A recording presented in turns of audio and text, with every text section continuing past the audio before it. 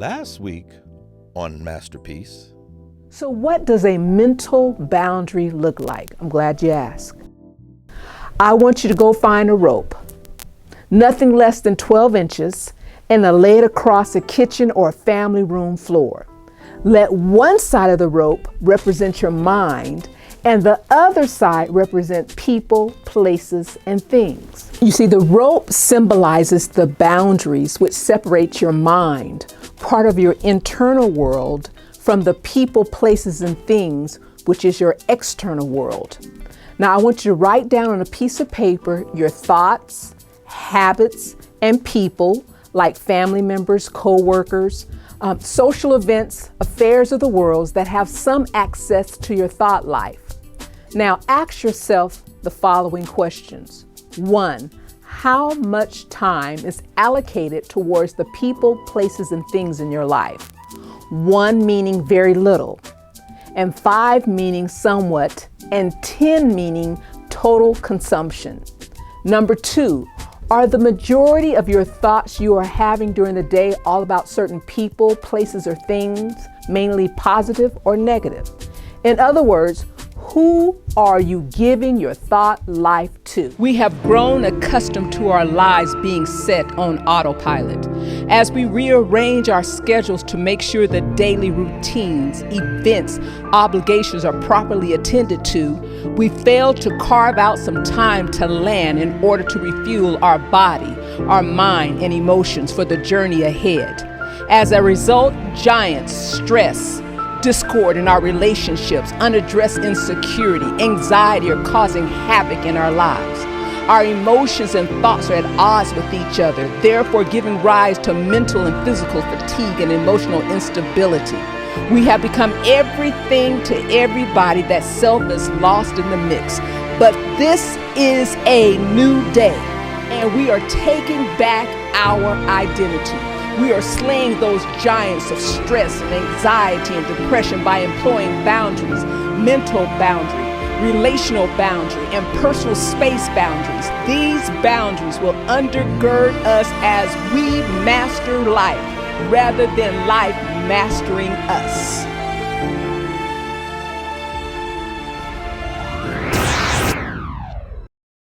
This week on Masterpiece.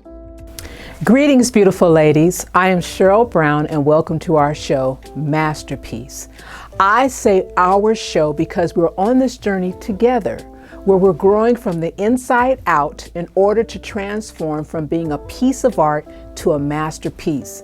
I hope you are enjoying this series thus far on setting boundaries.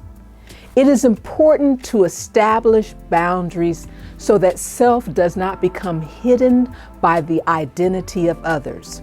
Today, I will continue with part 3 of preventative measure number 1, setting boundaries. So get you a cup of tea, coffee, or your favorite beverage, your notebook or your journal, your pencil or pen, and let's go down the road called setting relational boundaries to find self. I hope you enjoy, and thank you for subscribing at the link below.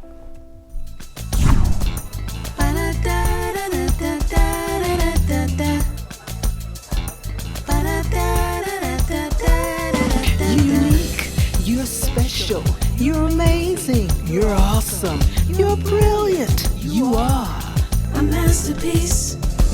You are brilliant, you are strong, you're a masterpiece. Brilliant, strong, you're a masterpiece. You're brilliant, you're strong, you're a masterpiece. You are brilliant, you are strong, a masterpiece. As I indicated during our last session, during this journey of depositing back into self, there are 3 specific boundaries. They're mental, relational, and personal.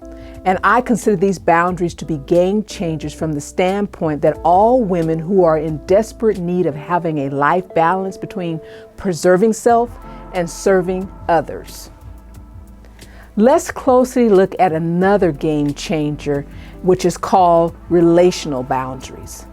This particular boundary defines the amount of interaction that should be administered towards others without infringing on one's individuality. In other words, this particular boundary protects you from losing you. I like that. It protects you from losing you. For example, having a relational boundary between a mother and her child is vital from the standpoint that it allows the mother to interact with her child as she nurtures, guides, and loves on the child. However, the same boundary can become slightly rigid as the interaction between the mother and her children shift from we to me, which enables the mother to embrace her authenticity without the interruption of her children. Take note, this can be a very touchy boundary when created due to the fact that people, especially family members and even close friends, feel as though they have access to you 24/7. A rule that will definitely support the existence of this boundary is once the need or needs are met while interacting with others, then it is time to break away and reconnect or fellowship with self. Someone may ask, is relational and personal space boundaries the same? That's a good question. No.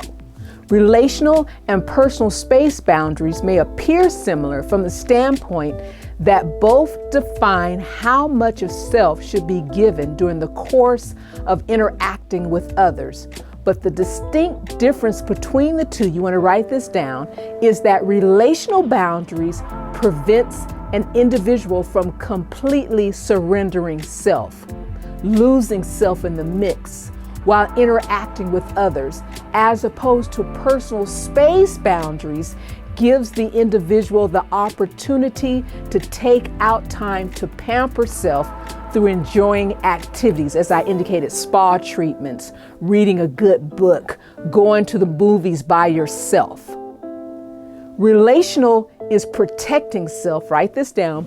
Relational is protecting self and personal space is enjoying self. Well, lady, that's all the time that I have today. Read over your notes. Reflect on what you heard today. See yourself creating a relational boundary, then putting it into action. In the comment box below, I want you to type in what do you need to do to serve yourself that either has been depleted or lacking in your life. Until next time, you were born brilliant and beautiful, and repeat after me, I am a masterpiece. Brilliant, you were strong.